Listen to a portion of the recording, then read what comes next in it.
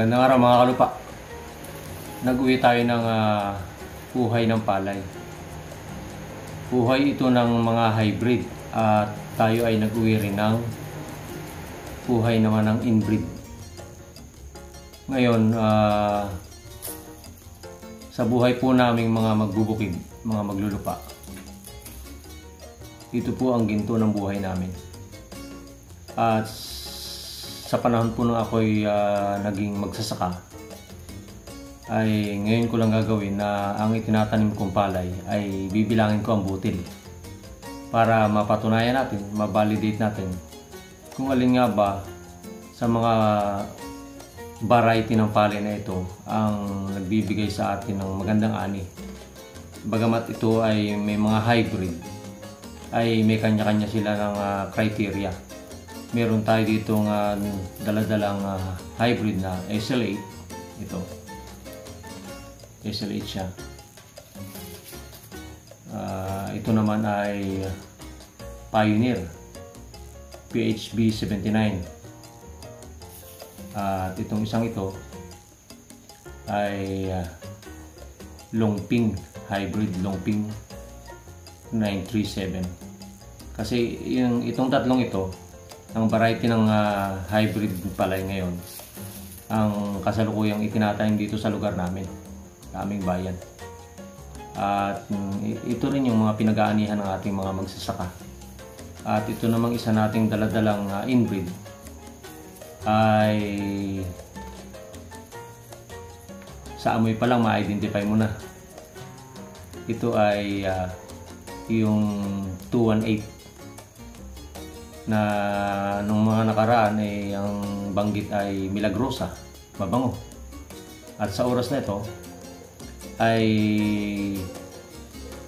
bibilangin natin ang butil ng bawat uhay na to. Bagamat alam naman na natin na talo sa bilang ng butil ng hybrid ang isang inbreed. Natural na yon.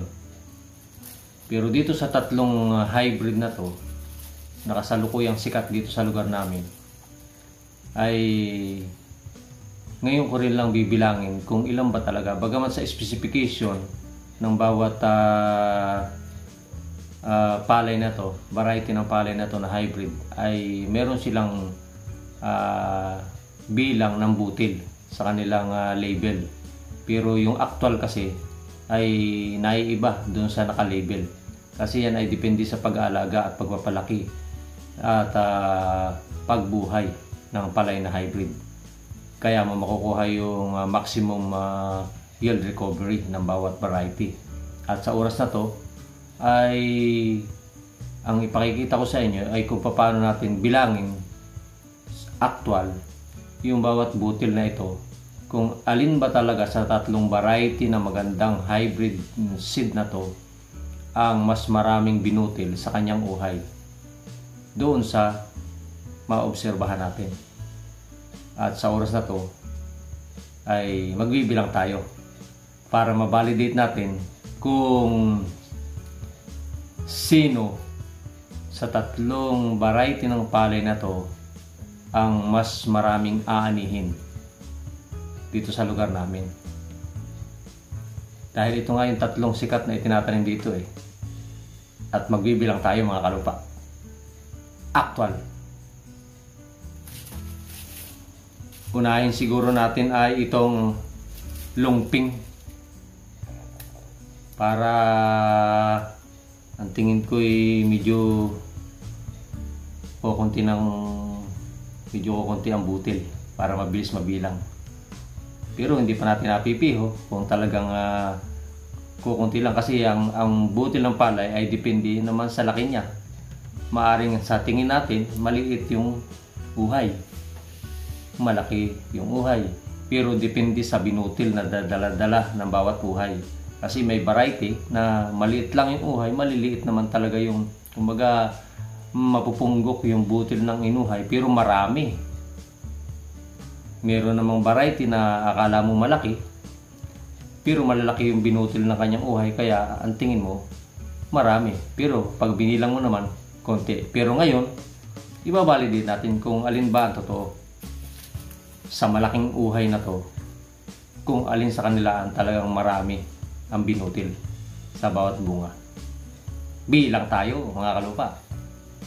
Unahin natin tong lungping. Teka muna, magsasalamin muna tayo. Medyo pagbilangan ng sinasabi, lalo't medyo lilit-liit, malabo-labo na mata ni kalupa. Kaya bibilangan natin para malaman natin kung ilan ba talaga ang nilalaman na uhay ng bawat variety ng hybrid na to. Maging siyempre yung ating inbreed kanina ng 218 ay bibilangan din natin siyempre. Pero alam naman natin na talo siya ng mga hybrid palay. Dahil siyempre high technology na to mga hybrid, kaya pinopromote nilang maigi na marami talagang mag-ani. So bilang tayo. 1, 2, 3, 4, 5, 6, 7,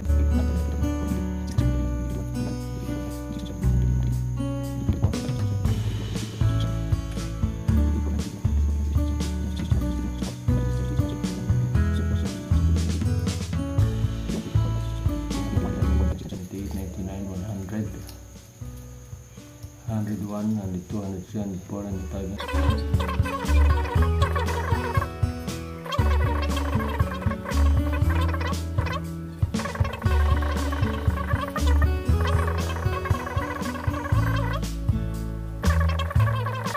98, 198, 99, 200, 201, 202, 3, 4, 5, 6, 7, 8, 9, 10, 11, 12, 13, 14, 214,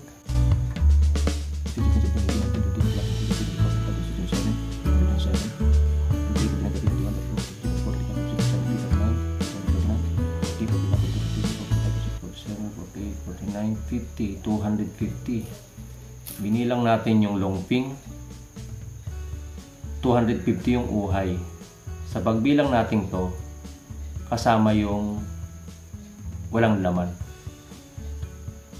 Kasi uhay din siya bagamat hindi siya nagkaroon ng laman. Pero ibig sabihin, iniyabong niya yon kasama sa kanyang uhay. Kaya kailangan nating bilangin. Dahil kung maganda yung pagpapalago ng ating tanim, kasama din siya sa magkakaroon ng laman na uhay. Kaya sinama ko siya sa pagbibilang. At yun nga, ang output ng ating pagbibilang sa variety ng Lungping 937, 250 na butil. Ang bibilangin naman natin ngayon ay yung variety naman ng Pioneer, yung PHB 79. Medyo mahaba yung uhay niya, marami din siyang mga binutil, kaya ni-expect natin baka mas marami. Tingnan natin, bilang ulit tayo mga kalupa. 1, 2, 3, 4, 5, 6, 7, 8, 9, 10, 11, 12, 96,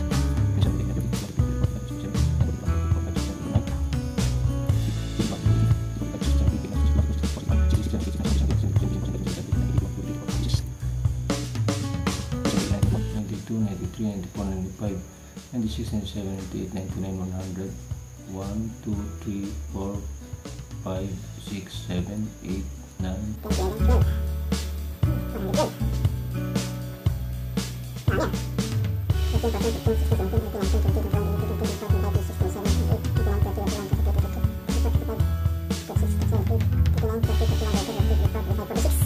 $146, 47.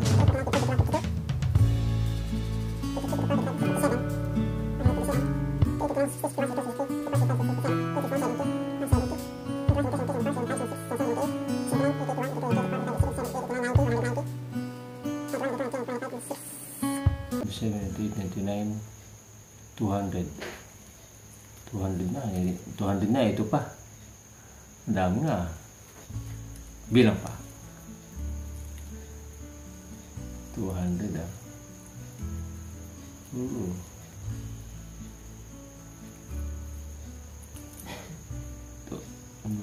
2, 3, 4, 5, 6, 7, 8, 9.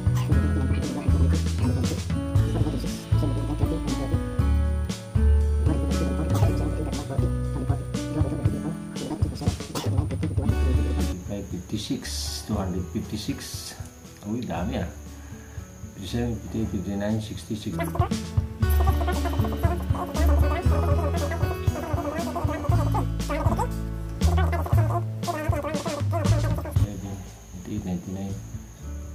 300.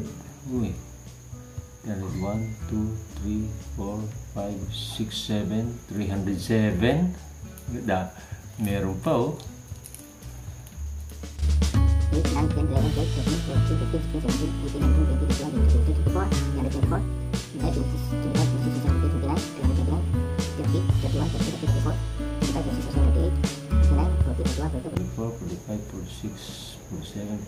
24, 350. Oh. Pioneer PHB 79, 350. Parang saktong-sakto lang ah. 250 yung Longping, 350 yung Pioneer. Oh, hindi ako nagdadaya mga kalupa. Actual yung bilang natin. At ano naman makukuha ko kung dayain ko kayo, di ba? Gusto ko lang ma-prove natin kung anong variety talaga yung maraming mag-aani. Depende sa pag-aalaga ng magsasaka nating mga maglulupa. At sa ngayon, 350 si PHB 79, di ba? Kanina Longping 937, 250 butil, gininto ang butil. Ngayon naman, ang susunod natin bilangin ay ito na mga uhay naman nitong SL8. Susubukan naman nating bilangin, malaki din siya oh. Titigan nyo yung comparison ng kanilang uhay. Malaki din siya. Ito yung SL8. Bibilangin din natin. Bilang na naman.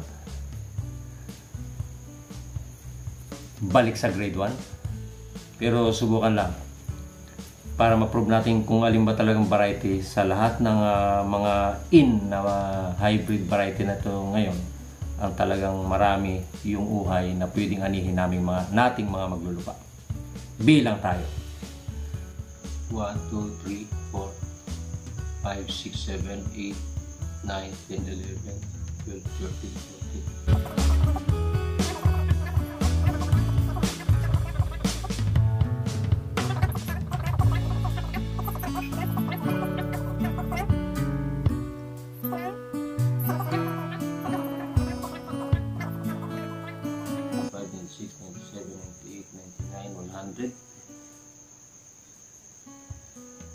1, 2, 3, 4, 5, 6, 7.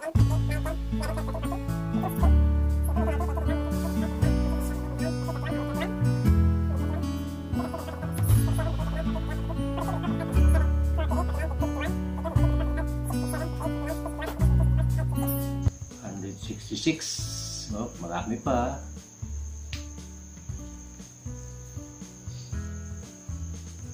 67, 68, 69, 70, 71,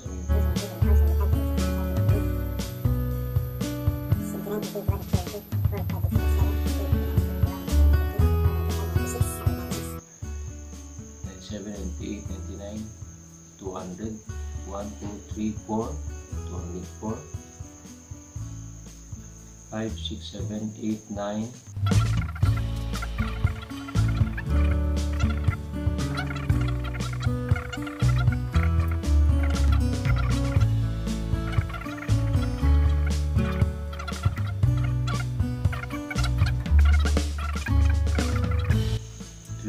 322 yung ating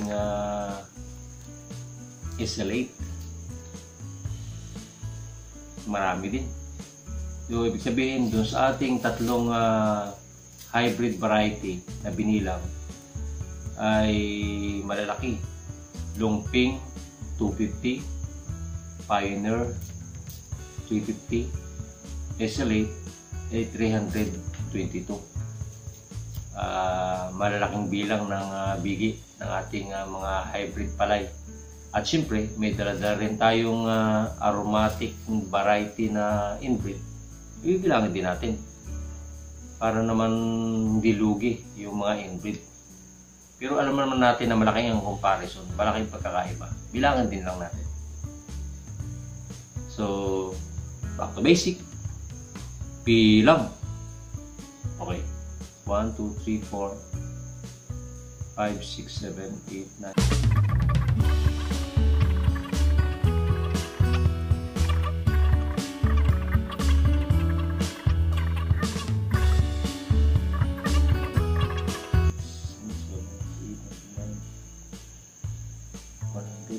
One, two, three, four, five. With 5.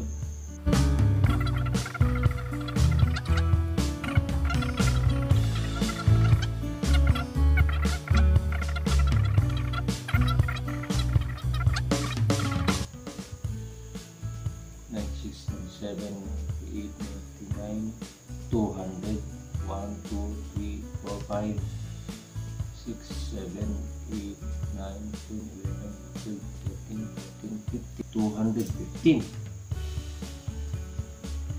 Ang ating inbreed variety na mabangong 218 ay 215. Ito na yung magandang klase ng uhay na kinuha natin, na yung talagang mahaba at maganda rin. Kung itong klase ng inbreed variety na to ay mapapaganda natin sa kanyang kabuuan na pagpapalaki, at dahil binilangan natin pati yung ipa na walang laman, ay maganda rin na magiging ani. Mahal pa ang presyo kasi mabango, aromatic na klase ng variety ng palay, kaya medyo mataas ang presyo.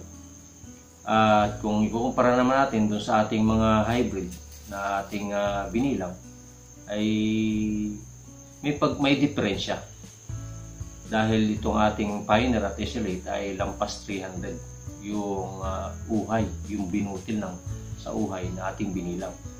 Ang pwede niyang masabayan ay ang ating lumping. Pero siyempre, ang lumping kasi ay hybrid kaya depende nga po sa klase ng lupa kung saan natin itinatanim itong ating mga variety ng palay na ito. Mapa-hybrid man o mapa-inbreed, ay kapag maganda yung pag-aalaga at yung lugar na pinagtaniman, ay mag-aani naman na magaganda. Bagamat alam naman natin ay doon pa lamang sa criteria ng pagiging palay ay talo na ng hybrid yung mga inbreeds pagdating sa yield recovery. Na yan naman ay lahat na may pwedeng mag-ani. Ang kagandahan lamang ng hybrid ay di siyempre mas mataas ang kinikita naming mga magsasaka, naming mga maglulupa pagdating sa pag-aani.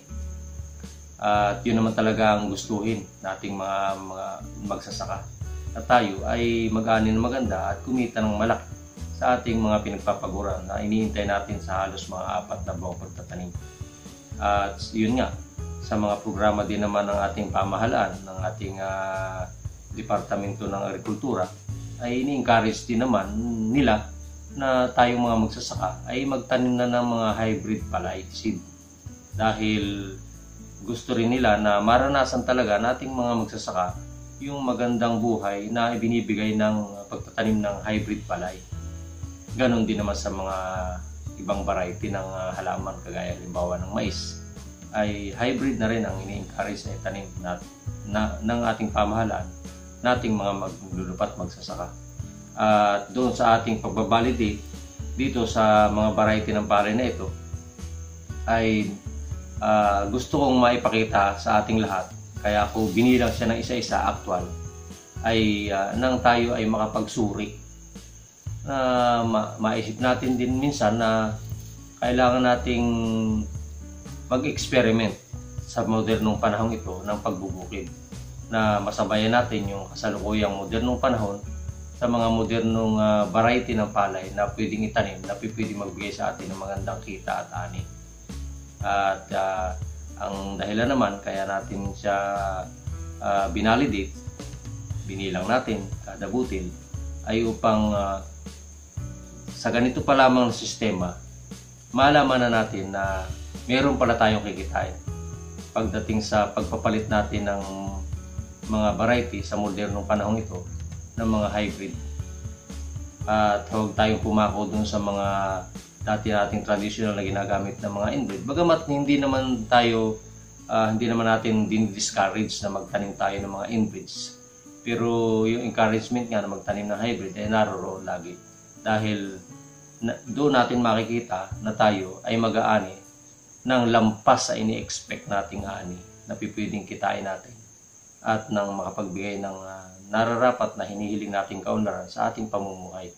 At sa oras na to ay sa comparison na may 3 tayong hybrid na binilang kung ilang butil ang kayang i-produce, ay top 1 ng ating pioneer na PHB 79.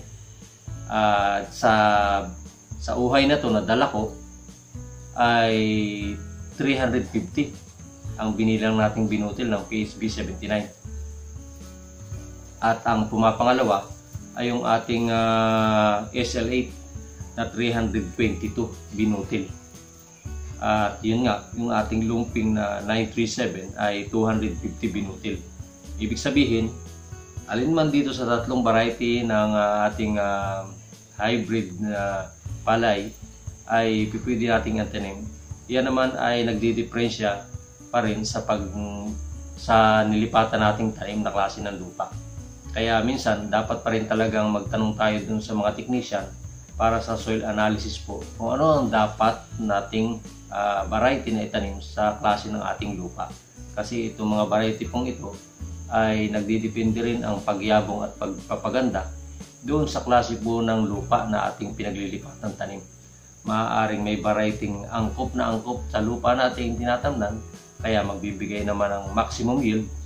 At meron din namang lupa na bagamat kahit gusto natin magtanim napakagandang klase ng palay, hybrid palay, ay hindi rin naman mag-ani dahil nga po sa compatibility po ng lupa doon sa variety pong itinatim natin. Kaya nasa sa atin po pag-analisa kung aling mga variety po ang nararapat nating itanim sa ating area na pwede magbigay sa atin ng magandang ani.